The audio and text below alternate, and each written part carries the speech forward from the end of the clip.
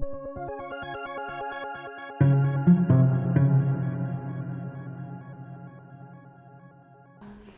all. I'm pleased to introduce Jean Goodwin, who will be speaking today on science communication. This talk is supported by two institutional bodies that mean a whole lot to me, the Communication Department and the Interdisciplinary Science, Technology, and Society Studies Graduate Certificate Program. The Simpson Center for the Humanities upstairs also had a hand in funding that latter group. I'm also pleased to see so many people in this audience, both from the STSS group and from my undergraduate honors Rhetoric of Science course. It's great to see a diverse group of people coming together like this.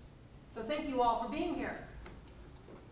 Jean Goodwin is the SAS Institute Distinguished Professor of Communication at North Carolina State University. SAS is basically the Microsoft of North Carolina. Professor Goodwin took this position when a great scholar of classical rhetoric and rhetoric of science retired, Carolyn Miller. I can think of no one better suited to fill Professor Miller's seat. Jean Goodwin has a bachelor's degree in mathematics and a JD from the University of Chicago, and then she got her PhD from that other UW, University of Wisconsin.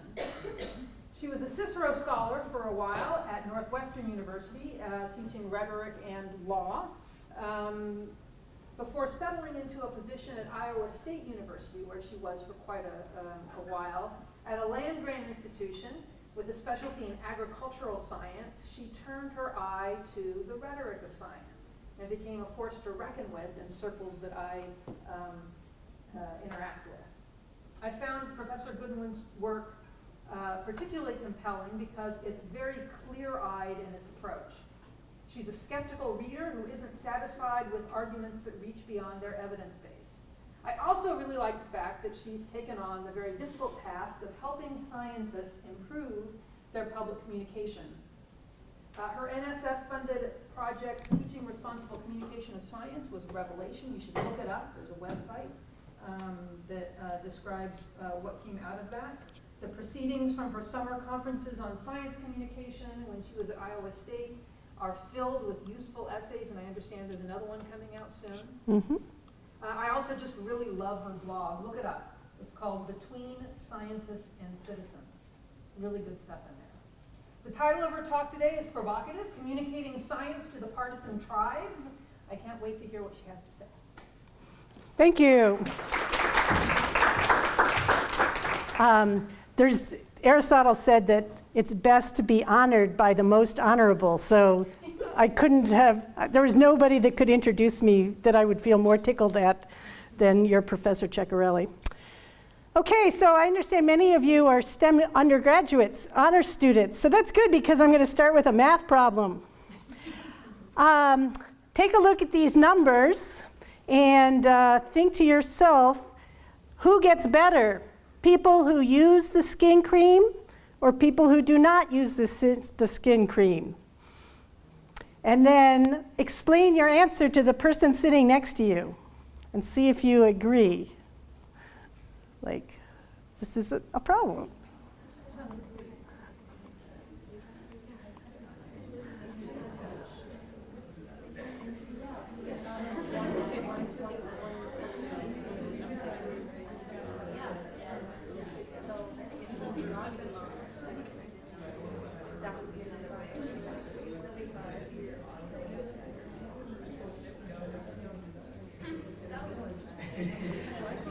So there's a variety of things that you could focus on here, right? You could say, wow, look, uh-oh.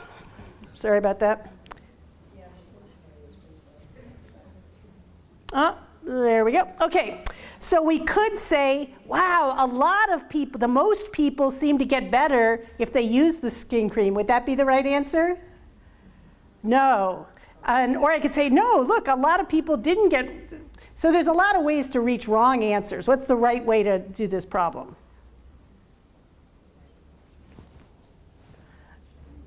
Like, what do you have to do? You can't just look at the absolute numbers.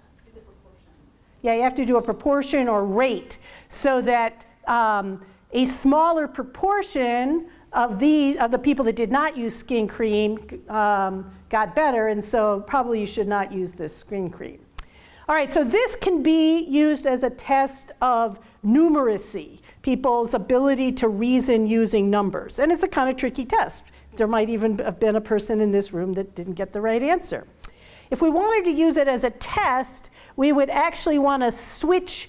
We would want to give people both the base numbers, but then we would also want to test people by switching it, because there's different ways. You could get the right answer by chance, but if you switch what the right answer is, then that'll wash out, and you'll only get the right answer consistently if you use the right kind of reasoning.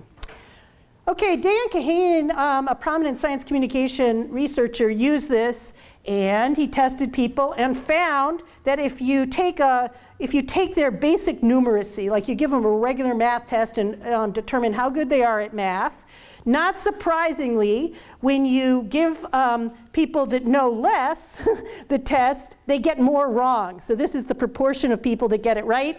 And so it's less than 50% of the people that are not very numerate get this right.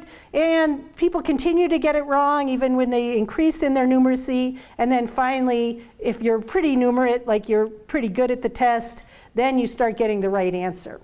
So each line represents the proportion of people that got the particular right answer, like rash increases is the right answer to the question that these people asked. And everybody's getting smarter. And not surprisingly, conservatives, represented by red, and progressives or liberal Democrats, represented by blue, the smarter they get, the more numerate they get, the more they get the right answer. Both Republicans and Democrats can reason about math in the same way. Huh. What if we change the question? Data is exactly the same, but instead of talking about skin cream, now what are we talking about? Gun control, which is a hot button issue in our society, one that produces strong partisan differences. So we take the exact same question and we just rewrite it to be citizens instead of patients, cities who did ban handguns, and cities that did not ban handguns. And let's give this test to a broad set of, again, Democrats and Republicans of various levels of numeracy. And now what does the graph look like? All right, what does this graph mean? These are the answers that the partisans agreed with, like Democrats like gun control, and when the chart showed them that crime decreases, they were able to get the right answer. Republicans don't like gun control, and so they read the chart. When the chart right answer was that crime increases, they got the right answer. But notice that both groups continued to get the wrong answer when the answer was something that they disagreed with. Down here, people that don't know much about math, there's no partisan differentiation. People are all equally wrong. But the more that you know about math, the more numerate you are, the more that the two partisan sides divide. So that people, what this suggests is that people are processing the numbers not using their math skills, but using their partisan identities. They are only willing to seek the answer that is correct, and that when the answer is, the correct answer is something they disagree with, the very smartest people are using their smarts to only get the answer that they agree with. Does that make sense? So partisanship here is not because people are ignorant or dumb at math. The better you are at math, the more that you're reasoning, the more that you're using your reasoning just to defend your pre-existing partisan position. We have one thing, these numbers, that everyone in society really should be interpreting the same way, right? Like we should be able to talk with each other, like I ask you guys to talk with each other, and all come up with a shared sense of what those numbers mean. But when you look at what people are actually doing, the better you are at reasoning, the more likely that your reasoning is going to be used to establish your own partisan position and to reject the alternative position. This is what I want to call science polarization. So it is reasoning about science that is trapped within partisan divides. So to go back to the cartoon that was on my entry page, people should be looking at science and seeing roughly the same thing, whether they're Democrats or Republicans, because science is not itself Democratic or Republican. Instead, though, we have polarization. And the polarization is not driven by ignorance, it's not driven by scientific illiteracy. The more you know about science and the smarter you are at science, the more polarized you are. This is a serious problem for society because society is actually paying quite a lot to get this science, and it would be great if it was useful and incorporated into decision making. But as long as it's treated as a partisan matter, it's not going to enter into decision making in very helpful ways. So science polarization is the problem that I want to work on today. And I want to both briefly, go through some of the evidence about why we're polarizing around science. What are the psychological and social drivers? And then talk about solutions. The word solution is way too ambitious, so we're going to end up talking about ways of managing this problem or dealing with this problem, trying to make this problem a little better.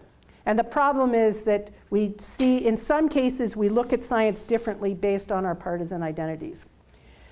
Okay, so what are the drivers of science polarization? I'm going to look at two, what I call motivated reasoning plus, which are psychological factors, and then a set of factors I'm going to call tribalism, which are more social factors. So motivated reasoning, some of you may have heard of this already, but basically there's a lot of evidence that our brains are not set up to reason well about the world or about natural phenomena. That we have a variety of different biases built in that consistently skew our thinking. And this is true of everyone. So some of the basic motivated reasoning itself means that we tend to use our reasoning apparatus to reach the opinion that we want to reach. We're motivated not by truth, but by a desire to maintain our opinions, to maintain what we already believe. So we have things like confirmation bias, which means that if you're given the task of looking for information, you actually go out of your way to look for information that confirms your belief. Now, what would a scientist do? A scientist would look for both confirming, but would especially be interested in disconfirming information, right? But if you just seek confirming information and you find it and then it reinforces your pre-existing belief, that's called confirmation bias. The simplest case of that is like if you were wondering whether vaccines, you kind of have a suspicion that maybe vaccines are bad for you. So what do? You type into Google, vaccines are bad. And then of course you get a lot of information about vaccines being bad. That's confirmation bias. Biased assimilation means that that's kind of what we were seeing with the numeracy example, that when you are presented with information, you tend to process it in ways that favor your pre-existing beliefs. Like instead of reasoning about it in a kind of Mr. Spock rational fashion, you kind of counter-argue against something that you don't believe, and if it agrees with you, then you tend to accept it really, really quickly. There's a variety of other cognitive biases that might be in play. One of them, let's say reactance is a good one.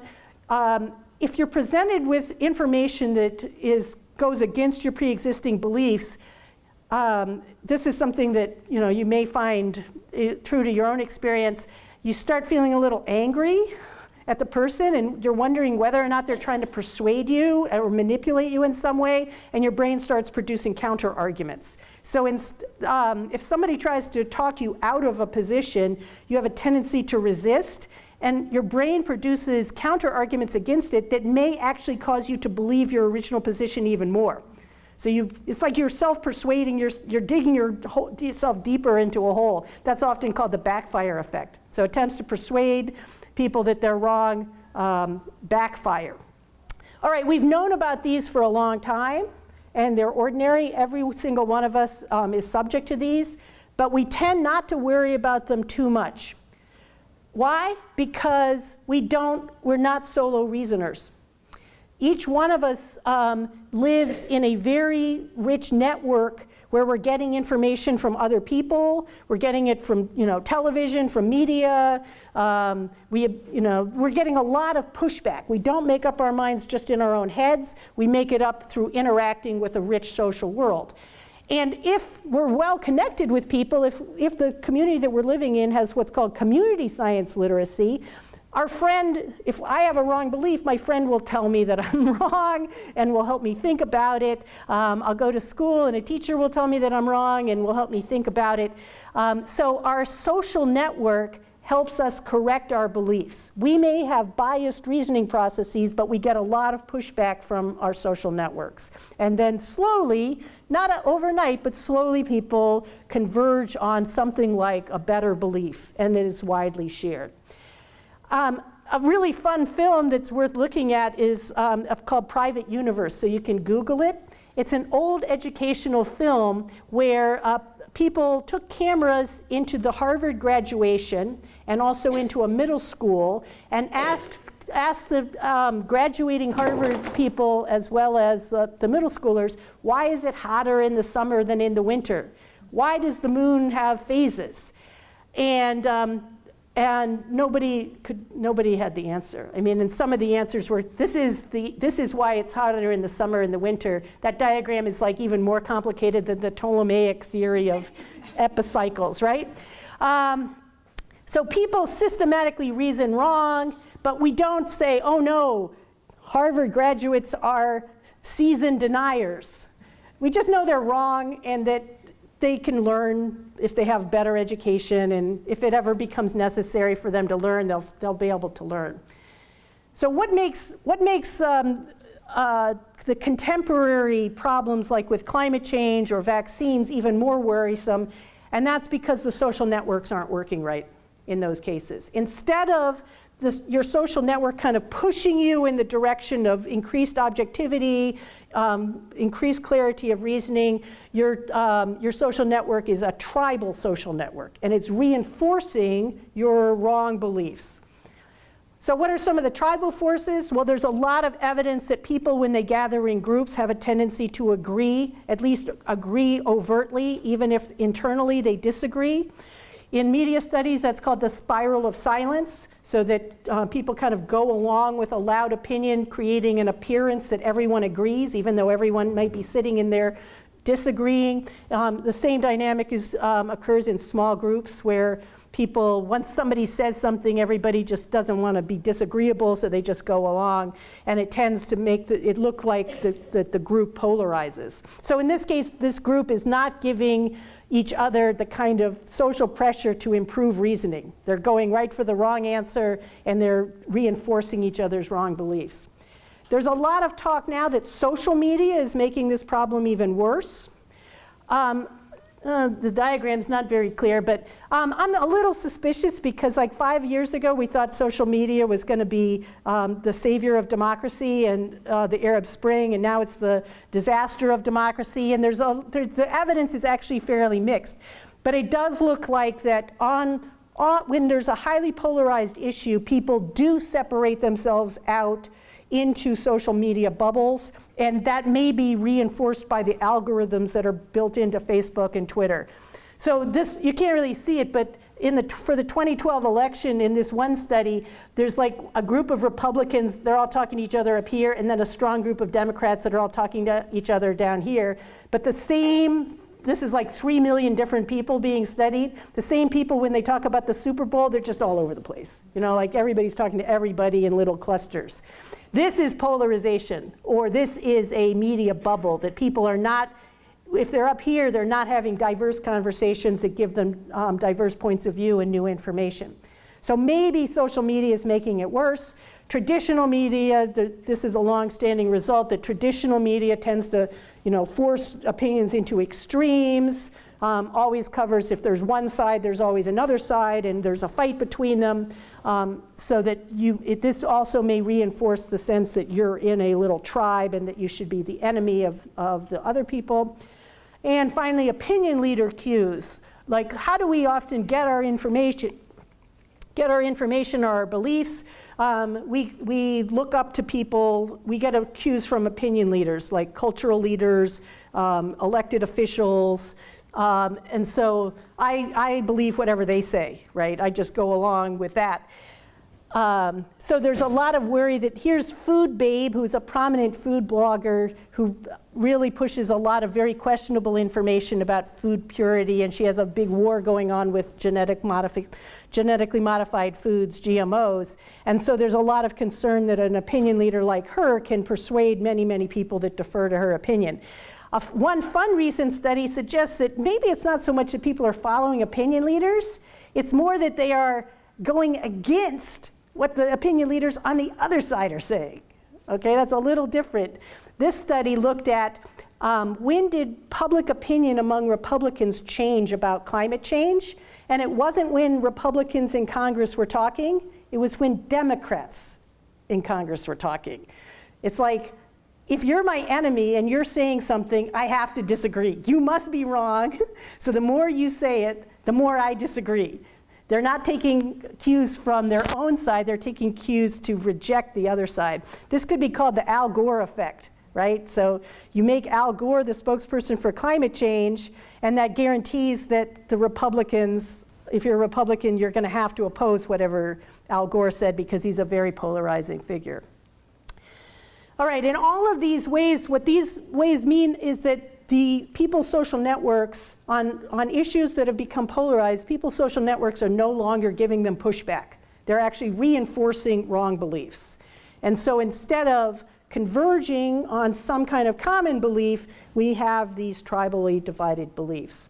So we have biased information processing, our psychology, that we're not very good at reasoning in a lot of ways, and then we have a social system that is reinforcing this problem. All of these are, and then those things reinforce each other, and what we end up with is science, when it gets caught in the middle of this, polarizes. So that believing in climate change ends up to be a sign that you're a Democrat, and if you're a Republican, you have to disbelieve it. And that doesn't allow us to reason about climate change any longer. So what are we going to do about this? It's a serious problem. It prevents us from making better decisions on a whole variety of issues. What are some of the ways that research has suggested that we can get out of science polarization? One is accountability. People are lazy reasoners until it's on the test. Those of you that are students can appreciate that, right? Like, do I have to know this? Is it on the test? Is somebody going to hold you responsible for producing the right answer? That increases people's critical thinking. A recent result has suggested that science curiosity is a way out of partisanship. That if you're curious about science, then you go and you learn about it, and you don't have the biased reasoning of a partisan. You're just willing to actually take in whatever it is that you're finding. And then finally, trust. That we do take cues from opinion leaders, and so we look to people in our own community. And if you can get spokespersons for science from a person's own community, you're more likely to get objective thinking about that. So we have accountability, curiosity, and trust as three forms of communication, or three things that we want to do in science communication, not to produce, the goal here is not to persuade people that science is right, because sometimes it isn't. The goal is to help people have critical thinking about science that isn't subject to partisan biases, so that they can reach their own opinion, and so that we can work together towards better common decisions. All right, so accountability, curiosity, and trust. Now, if I was a social scientist, I would start doing experiments with people or do mass media studies, but I'm not. I'm a student of rhetoric, and so what I like to do is study actual specific cases of ways that people try to communicate to each other, and in this case, communicate science in ways that are more or less successful. So I don't think I'm gonna be able to tell you these are effective communication techniques, And you can go out and start using these tomorrow, and I promise you that they will work because they've been empirically verified. What I am going to say is this is what communication looks like. This is the kind of technique that you should consider using, and that maybe we should want to test further. Because right now we actually don't know at all about how to get people out of their partisan processing of science. We just want to start by saying this is what an alternative form of communication might look like. So we're going to look at what one communicator actually did. This is Kevin Folta. He is a plant scientist who studies strawberries, and he uses genetic modification as a research tool. He does not produce commercial uses of, there's no such thing as a GMO strawberry. I mean, that's just not even on the table. So he uses it totally in the lab.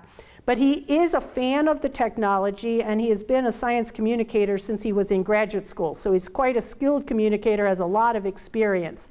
He came to, I was at Iowa State University at the time, and he came and gave a talk a little over 2 years ago, which I was at, and I thought it was a pretty remarkable talk, so I downloaded it and had it transcribed, and I'm going to kind of report today on the kinds of things that we see in Folta's talk. The audience he was facing, Iowa State University does a lot of GMO research. So the audience he was facing was primarily positive, but he did have several skeptical people in the audience, and they made their presence known, as we shall see. So he did have the opportunity to directly address, to try to communicate his understanding and his scientific knowledge of GMOs to a couple of pretty severe skeptics. And so we want to look for him trying to, arouse curiosity, trying to arouse trust, and trying to impose accountability on his audience. Oh, it looks like I've switched over. Oh, that's better. Okay, so first, curiosity. Now, when I say he communicated in order to develop his audience's curiosity, you might think, wow, maybe he had explosions, right? We used to have a science festival, and the best part of the science festival was the chemistry department who would put on a show that involved a lot of chemicals mixing that glowed and that had bright colors and that exploded every so often. That's great at arousing curiosity. Or maybe it's something about sex that can also arouse people's curiosity. So you'd think that it was like he would lure people in by mentioning little things that would make people curious. No, he actually did not do that at all. There was nothing in his talk that suggests that he was just trying to hook people's attention. Instead, what he did was he addressed his audience as if they were curious, okay? And so from the very beginning of his speech, he made clear his own role, which was to distill what we know from the scientific literature and help the audience understand. He repeated that at the end of the introduction of his speech. He really wants his audience to understand the nuts and bolts of the new technology. So you're walking out of here whether you love the stuff or hate the stuff. So he's not trying to change your opinion, but whether you love it or hate it, you know exactly how it works. Okay, so he starts the speech as if he's talking to an audience of everyone in the audience totally agrees with, not that everyone in the audience totally agrees with the technology, but everyone in the audience is willing to listen and try to understand. As if he addresses them, in other words, as if they're curious and want to come to understand this, the GMO technology. All right, was everyone in the audience curious? The answer is no. So let's look. Let's see if I can turn off the lights a little bit to watch the tapes.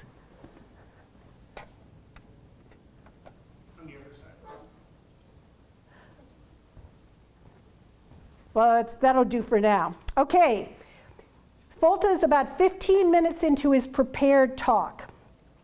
And he's explaining something about the GMO technology. So let's look and see what happens.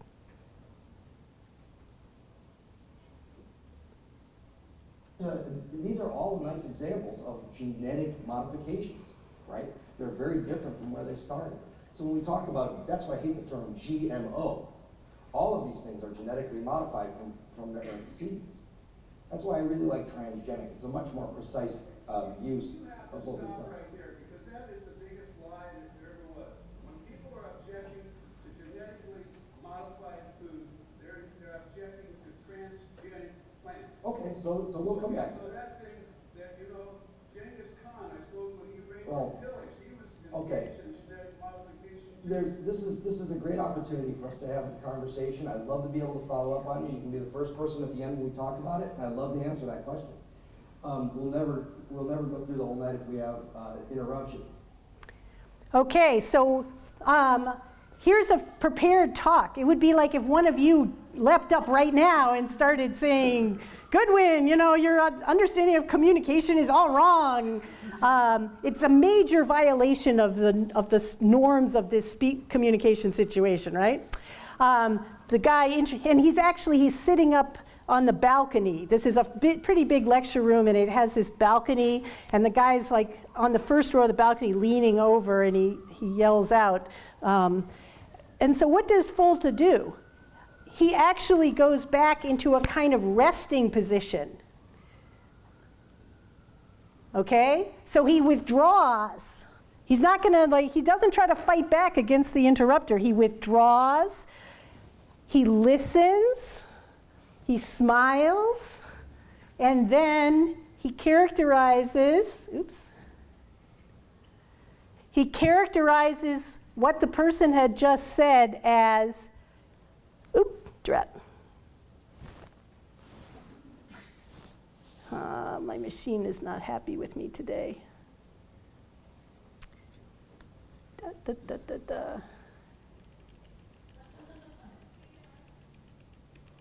better not happen again, else we're going to have to redo the whole talk. Okay, so he characterizes what had happened as a question. Now, was comparing GMOs to Genghis Khan a question? No, it was not a question. It was an interruption and an objection and a personal attack. But he characterizes it as a question. He promises to answer it just in the right place at the end of the talk. So he promises to come back to this guy at the very end as the first speaker. And what is he going to have with the guy? He's going to have a conversation.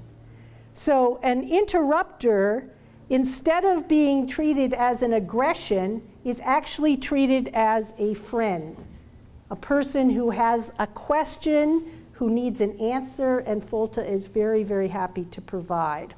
Now, Folta does that throughout. I'll turn the light back on for a minute. Pretty much no matter what people say,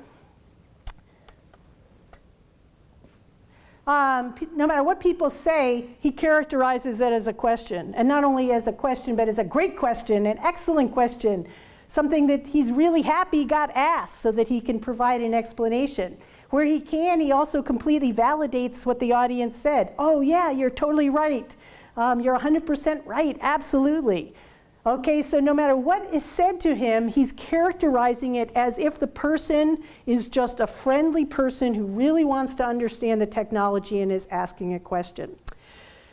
Hostile Man himself interrupts Folta again after about 5 minutes after the one that we looked at. At that point, the audience, another member of the audience actually shouts him down and says, "Shut up, we want to listen to the talk."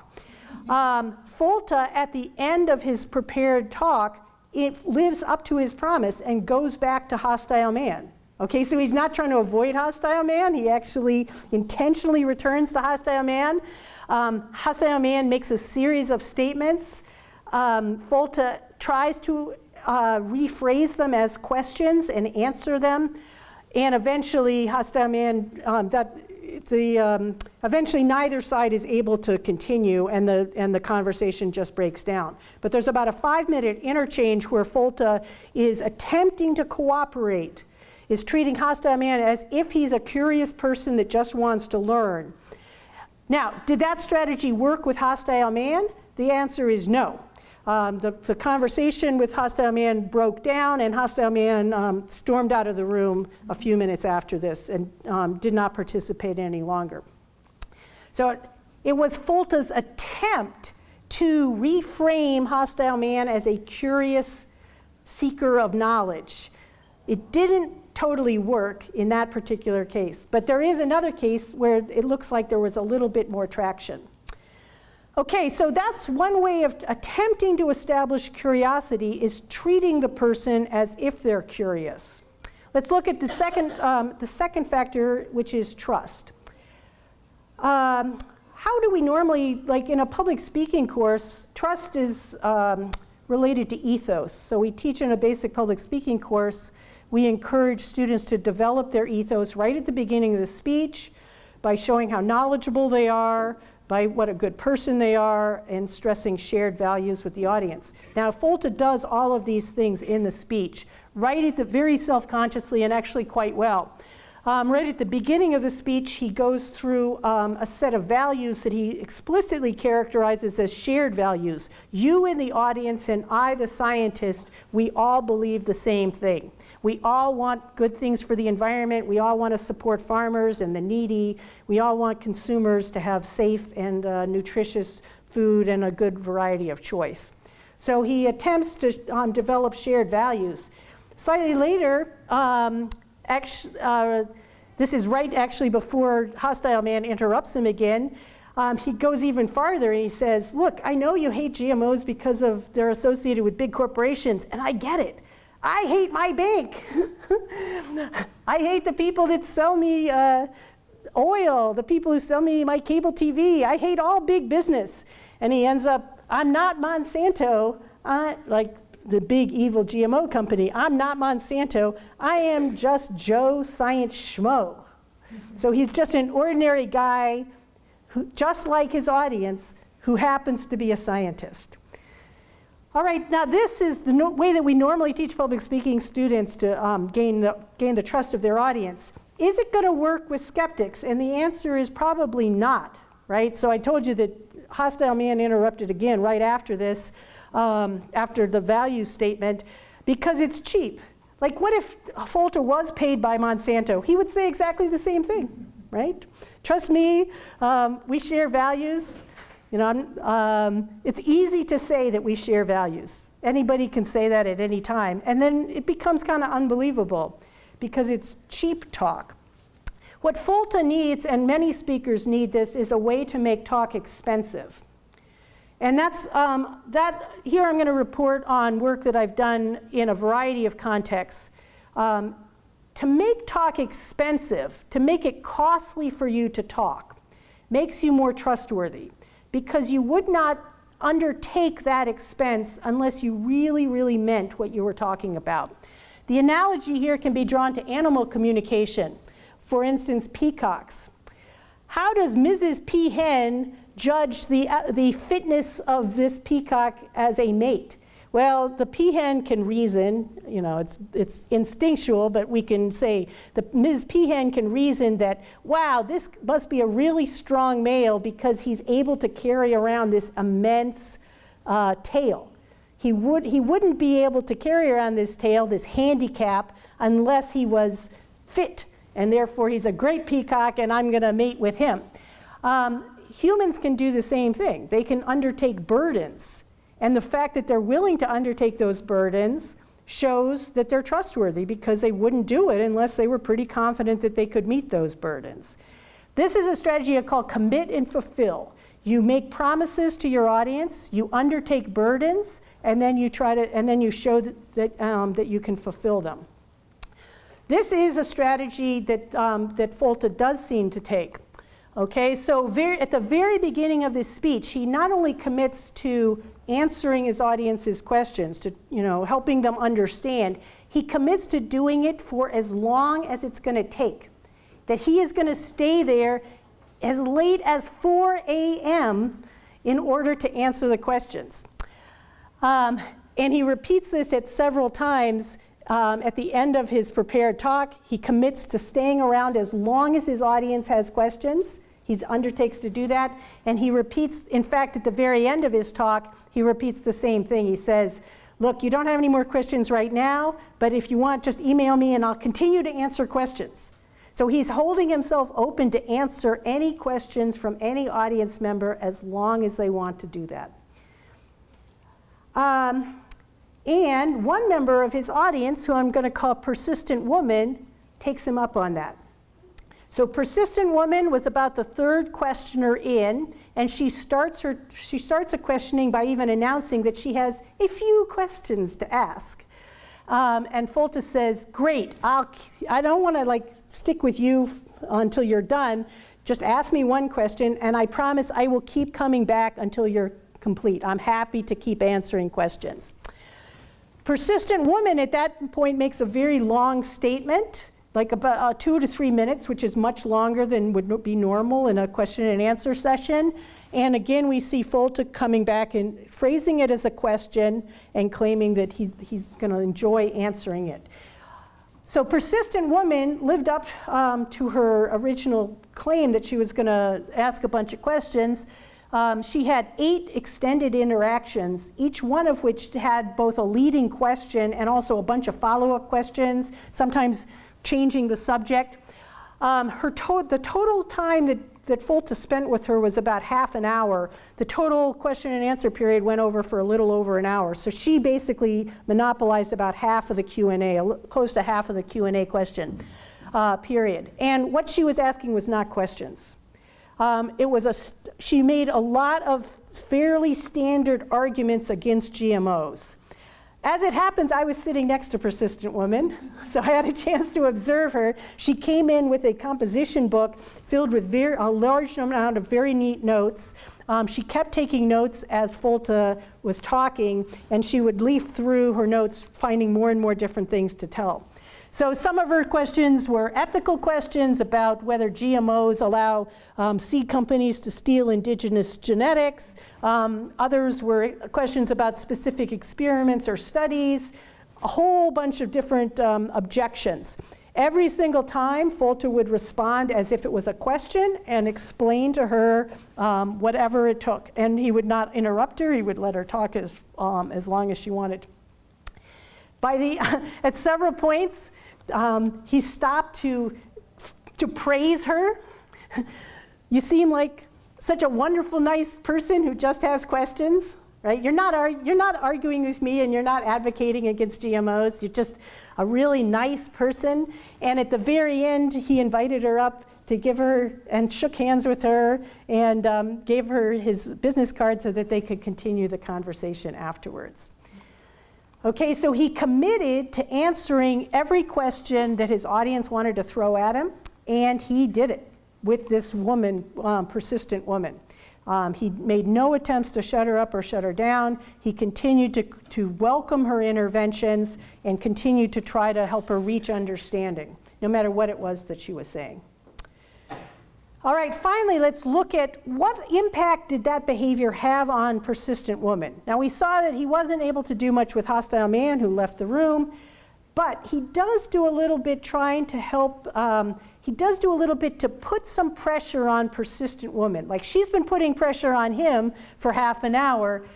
Towards the end, he sees if he can invert the relationship and put a little bit of pressure on her and make her accountable for what she's saying. Unfortunately, Persistent Woman didn't get on the recording very much, so you can just barely hear her in the back. I got a question for you. Can I ask you a question? What would be, is there a case by adding a gene to something would be acceptable to you? Like what, by adding a gene, by a transgene to solve a problem?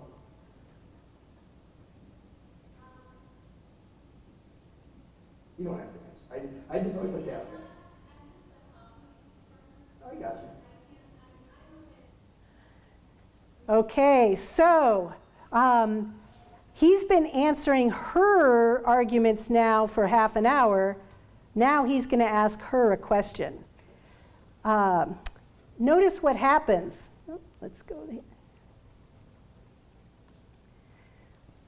All right. Does she respond right away? No. There's a long pause, right? And then, she can't respond. Why not? Why can't she respond? Well, she's probably thinking in her brain, of course there is no acceptable use of GMOs. GMOs are an evil technology that advances capitalistic monoculture, destroys the environment, causes more fertilizer to be spread. It's really, really evil. There is no use of GMOs that could possibly be appropriate. That's maybe what she's thinking, but she cannot say that because he has been treating her as if they're involved in this friendly dialogue to try to reach understanding, and she cannot now come out as a person totally driven by partisanship, right? Scientists always admit that there could be some evidence that would prove you wrong. So she's stuck. She is now being made accountable for her beliefs. Instead of him being under question, now she's under question. He has not acted like a partisan. She has no legitimate reason to act like a partisan. So he has managed to corner her. So she can't respond right away. They go back and forth discussing this for several turns. And then finally, persistent woman actually says, well, maybe the situation that you talked about. I would support what you're doing with orange trees. And this refers to using GMO technology to address citrus greening in Florida, which is basically wiping out all citrus trees. I mean, we're not going to have any citrus in Florida within a very short amount of time.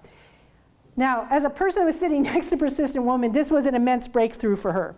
I mean, I don't think that she came in thinking that there was any acceptable use of GM technology, but he's put her in a position such that to act reasonably, she has to admit that, yeah, maybe there is, and that this is maybe it's oranges, maybe it's saving orange trees and orange groves in Florida. So for her, this is actually, it doesn't sound like much of a success for science communication, but it actually represents a fairly significant breakthrough to get people to go from a complete denial of the technology to a willingness to maybe consider the pros and cons of the technology and to think about it critically as opposed to just adopt a partisan perspective. Anyhow, I left the talk thinking, wow, this, however small this is like a miracle of communication when we're talking about these highly partisan science issues. Okay, so let me summarize what I'm seeing Folta doing. He is, committing himself up front to treating every member of the audience as if they're a person that really wants to learn. He's not trying to make them to be curious. He's treating them as if they're curious.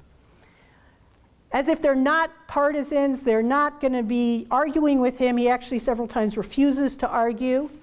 He is going to treat them as if they're curious. He not only commits to that up front, he conspicuously does it. He goes out of his way to expose himself to persistent women and to hostile man and to listen to them and to try to engage with them. So he handicaps himself, he burdens himself as a result of this commitment. And finally, he kind of corners his audience, or at least that one member of his audience. His actions gave her no excuse for treating him like a partisan. She had to treat him like a scientist, and she was then publicly accountable for what she was, for her beliefs. He turned the table on her a little bit and forced her to be accountable. Now, I don't think, like I called these three things separately as if like one is about curiosity and one is about trust and one is about accountability, but I think that actually these strategies are connected. This is like a package where you promise to address the audience in a certain frame, you actually do it, and then you demand that your audience treat you well back. You treat them well so that they treat you well. And I call this unilateral disarmament in the war against science. So even when Folta is addressed with hostility, like even when people are making war against him, he refuses to make war back. He frames the situation and he speaks as if there is no war, but just a reasoned exchange attempting to reach good understanding of a scientific some scientific process. So he is unilaterally giving up the war and not fighting the war. Instead, he's trying to do something else. This is a very, my research right now is partially driven by finding more examples like this and trying to explore how unilateral disarmament might work in bigger situations. So I've just given you one example of what it might look like. The next step is to see if we can collect more examples of this and to see how it works in other contexts and whether it's a really durable strategy. All right, to summarize, we have science polarization that's driven by our naturally poor human reasoning capacities, supplemented by tribalism that locks us into little tribes where we aren't really pushed to make good decisions. If we want to get out and encourage critical thinking about science in the broader public, we should focus on things like accountability, trust, and encouraging science curiosity. And finally, that there's at least one strategy that seems to have some promising success, which is this unilateral disarmament strategy. The speaker acts as if everyone in the audience is in good faith, that they're not partisans, but they just want to understand. And he invites or even presses his audience to treat him back as if he was in good faith, which is a variation on the golden rule. And that's pretty crazy. Thank you.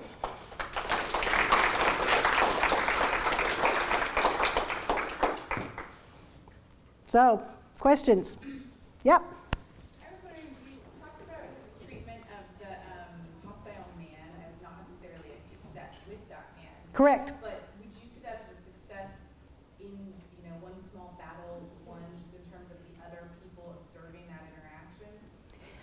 Yes, and there's even, so as a rhetorician, I always like to find textual evidence as opposed to just taking a guess that might be true. Towards the end of the question period, a friendly member of the audience said to Folta, "Wow, I really liked how you handled that, and it made him look bad and you look good." So that even became a subject of discussion within the interaction. And Folta said that, yeah, I have this theory. He was talking about it in terms of tweets. Like if somebody tweets to you hostile, he's big on Twitter, and if he gets hostile tweets, he always tries to treat them with respect, because the onlookers are going to look at and see who's the asshole, right? One person is acting like a decent person and the other person is acting like an asshole, and that's going to be very visible to third parties. So that idea that you phrased is very prominent within the event itself. Now, of course, most of the other people in the room were friendly to Folta, so they're an easy audience to persuade. I'd want to get some more evidence to see whether, like, neutral onlookers would be impressed by Folta's willingness to engage a person, even a person as antagonistic as hostile man. That would be an interesting research. Yeah? I don't want to be my own persistent woman. No, good. Excellent question. An experience I've had where I've tried to respond in that same way and really burdened myself with responding on social media. I've gotten a lot of friends who saying, "Oh, don't bother yourself with them, and it's just not worth it." And they kind of seem to judge me for even engaging. That's more of a comment, but I'd love to hear your thoughts on it. Yeah, in terms of, okay, so I didn't go into this, but there is other research-based advice that's being given to scientists about how to address these problems with serious skepticism.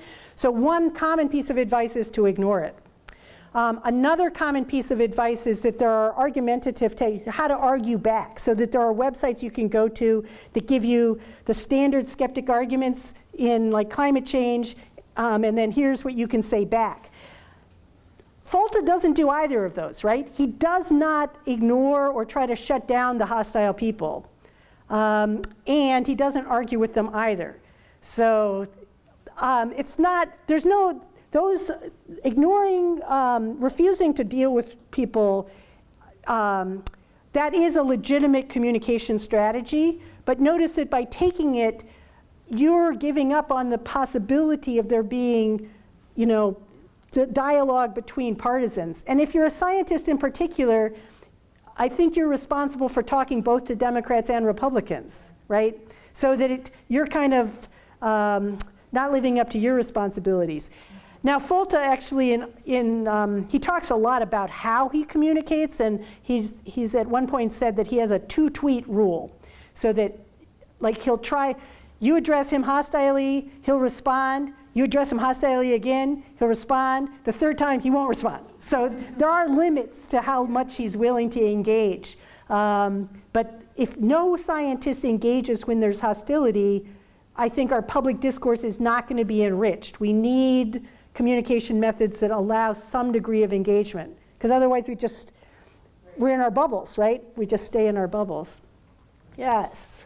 I'm thinking of that interaction again with Hostile Man. And, yeah. And by reframing his questions or his attacks as questions, Hostile Man is obviously not going to be quiet, and he's going to get more hostile, more angry.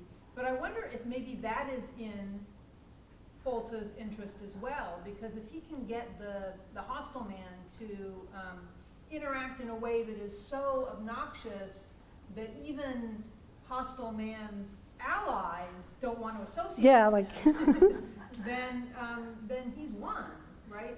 And all out of niceness. Yes, it's like concern trolling. Yeah. Like it's or passive aggression, right? Yeah. So, right. Like, you don't do anything that overtly calls for a hostile response. The other person gets madder and madder and looks worse and worse and worse. Yeah, I'm not saying that. I don't think that I think that Folta might be an extremely clever and sophisticated communicator and completely honest and committed at the same time. So, and that those aren't, that he's not unwilling to lure people. I mean, he does it with Persistent Woman by asking the question. He doesn't mind luring people into situations where they face their own serious choices. In fact, Vandana Shiva, who's a very noted anti-GMO spokesperson, had come to the university about 2 weeks before this, and a student in one of my science communication classes had stood up and asked her the question, is there anything that you, Vandana Shiva, is there any use of the technology that you would possibly consider? And I thought, wow, what a great, I found that she'd been in electronic communication with Folta, and he'd planted that question. So that's a standard, that's clearly one of his standard techniques, is to force people to show themselves to be unscientific because there is absolutely no evidence that would change their mind. Yeah. What was the answer to that question? Shiva did what I call the wall of sound. Blah, blah, blah, blah, blah, blah, blah, blah, blah. Change of subject, irrelevancies. She was up, this was an immense talk, so there was like hundreds of people in the audience. She was up on stage. The student didn't have a chance. Students down there, mic was cut off. Yeah, but she conspicuously failed to answer the question to those of us that cared. From her fans' point of view, everything she said was deeply eloquent, so it's, yeah. Is the method of addressing hostility with that sort of good question approach, do you think there's a risk of counterproductively validating that person's hostility or their position? Okay, so that's another standard kind of piece of advice that comes up in these situations, and it's why the advice is often given, don't address it. Like, don't dignify the denialist by interacting with them. Yes, he's definitely dignifying Persistent Woman and Hostile Man, right? Like with Hostile Man, we even saw physically treating Hostile Man with respect by, when you listen, you go into waiting mode. He went and leaned against the desk and put his hand in the pocket, waiting for Hostile Man to have. He definitely treated Hostile Man with a lot of respect. But don't people, whether they're denialists or they love the technology, Don't people deserve to be treated with respect? You know, like if you want to be treated with respect, shouldn't you treat others with respect first, even though it is risky? So you're right, it does dignify the person, but I think Folta does it in a way without endorsing the person's position. Does that make sense? Yeah, could I ask a follow-up Yep. question? I feel like that creates almost an equalizing effect between the person asking the question and the speaker. What do you think about that balance between establishing ethos as a professional and a speaker versus being an equal to the member of the audience? Well, notice that when Folta phrases what Hastaman is doing as a question, that's an unequal relationship. Like, you're asking me a question. That means you think I'm the one that knows, and you're the one that doesn't know. So when Folta tries to impose a question-answer framework on the interaction that he's having with Hastaman, there is some hierarchy and status in there. And he does not ever give that up. He shows effusive friendliness to his audience, but he never suggests that he's anything but the scientist who knows about GMOs and that they're anything but the people that want to understand. Like, they don't understand, but they want to understand. So it's not completely bilateral or symmetrical, the friendly conversation that he's setting up. Good question. Good question. Yeah. I'm curious, since you were sitting next to Persistent Woman, Yeah. If you noticed a change in her body language or her speech patterns, and if she appreciated his engagement with her. She went along with it, okay? So she was aroused throughout the whole speech. Like, she was a very polite person. She was not, like Hastaman, she was not out of control, and she was not going to breach the norms. And she verbally treated him with respect, challenge, but respect. But she was like jumping around in her seat throughout the talk, like, about all the outrageous things. But he did get her to come up and take his card and shake his hand, and she didn't have to do that, right? So that is some indication of a shift. Now, I found out from Folta later that they actually did stay in touch for a while. Unfortunately, about 6 months after this, the New York Times did this big expose that accused Folta of taking Monsanto money, and that pretty much wiped out all of his conversations with skeptics for a while. And you can go, my personal judgment is that the New York Times did a very bad job in that reporting and that he did not actually take money. But you can make your own, it's very easy to find the reports on that, and you can make up your own mind. But it basically killed off his relationship with Persistent Woman. Yeah? I'm curious if you've shared this breakdown of Folta's tactics with Folta and what he thinks of it. I have informally. Like, I've never, he hasn't like read my stuff as far as I know. But he came to North Carolina State University last year, and I had a half-an-hour talk with him. And I don't think that what I'm saying is very far from the way he thinks that he communicates. And that's even, he does a lot of communication training, and he talks a lot about communication both on his blog, his own communication views, both on his blog and on Twitter. And so I don't think that, one of my goals in reading texts is to try to figure out what the speaker himself or herself thought that they were doing. And there's some good evidence that I'm close to that in this particular case. He's a very self-conscious and a very aware communicator. So, yeah, that's a good question because it asks for validation. Is this just something that this reader of a text sees, or is this actually what's really happening from his point of view? Yeah, well, I was just curious because, like, sometimes I think we do these things without consciously thinking them through.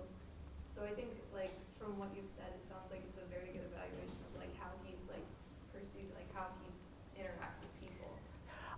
People generally, and notice that you're not going to have a conversation with a skeptic that goes at all well unless it's fairly thoughtful. That's because it's not a normal communication situation. Like, getting interrupted is not normal unless you give thousands of talks.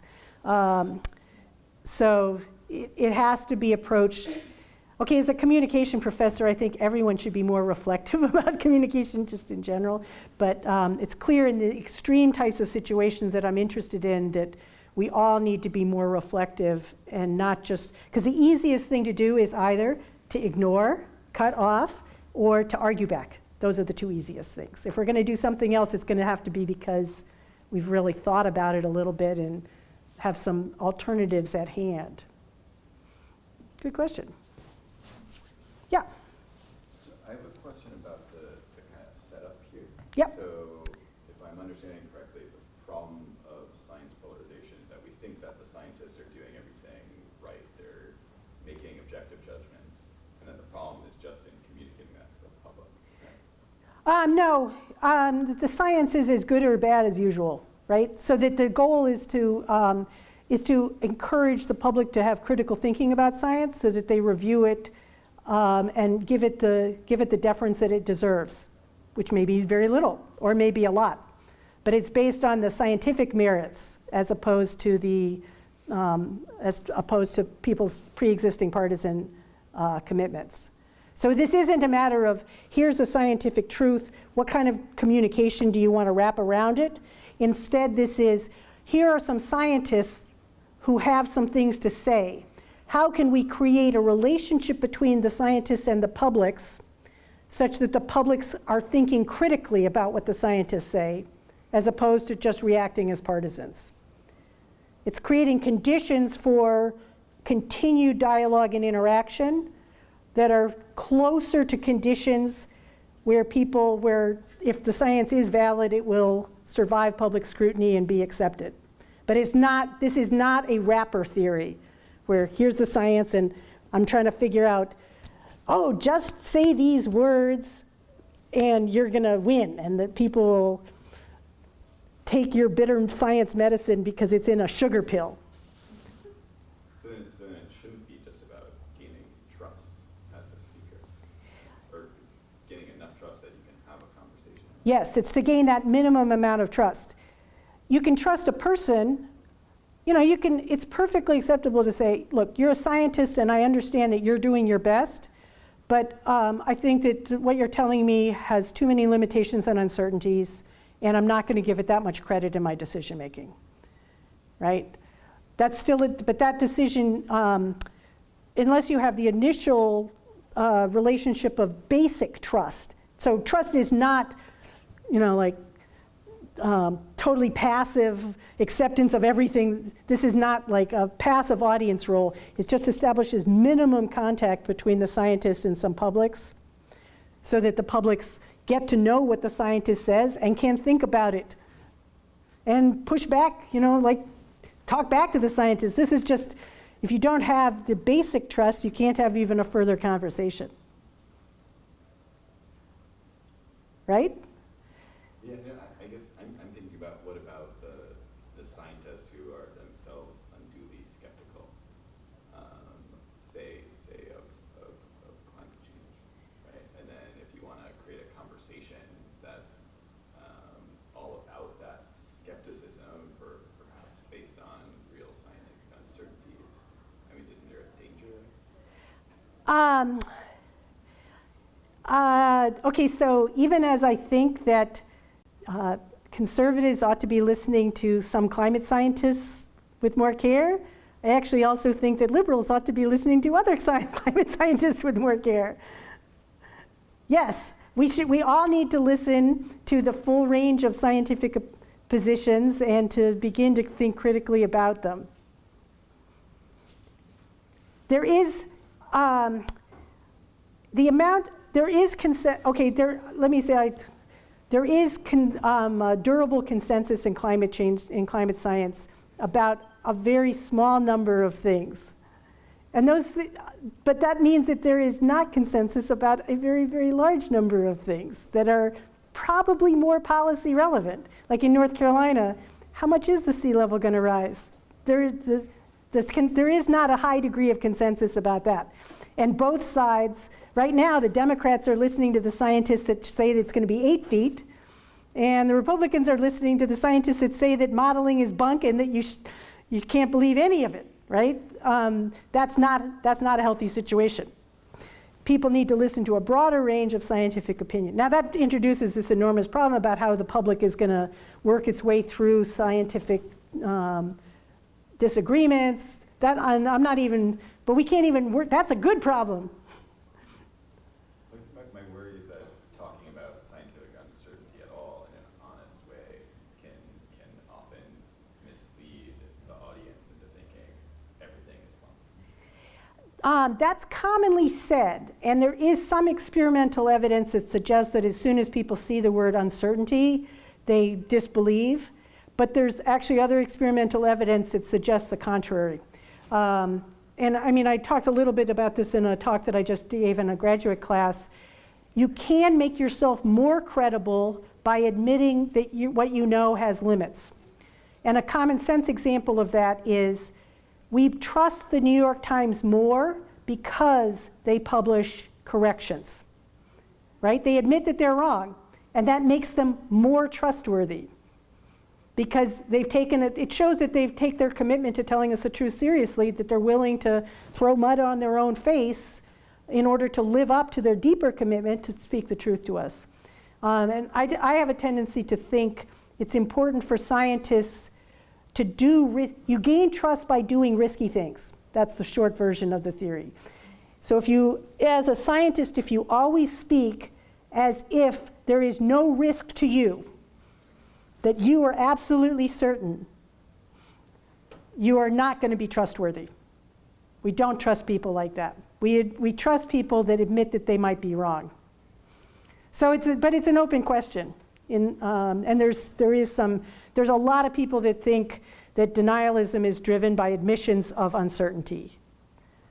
I'm less convinced of that, but more research is needed. Yeah. I kind of in the weeds question about the first set of experiments that you were showing. Yep. I think kind of speaks to a larger question, which was, I was wondering with this evidence of partisanship, does it seem like people are more committed to the specific idea, say about climate change, or are they more committed to being a conservative by identity? And so I was wondering in this first set of experiments, like, are people given that, whatever sort of scale that's measuring conservative or liberal, are they given that before or like after, or how is that kind of, it seems like the order of that could kind of change. Are they demonstrating their real thought about this issue, or are they demonstrating, oh, you already think I'm a Republican? They self-identify as, this particular test was self-identification, like they put themselves on a spectrum, as opposed to some test. Okay, that one study, I would refer you to the work of Dan Kahane, and he's done a lot, and he's very convinced. He calls this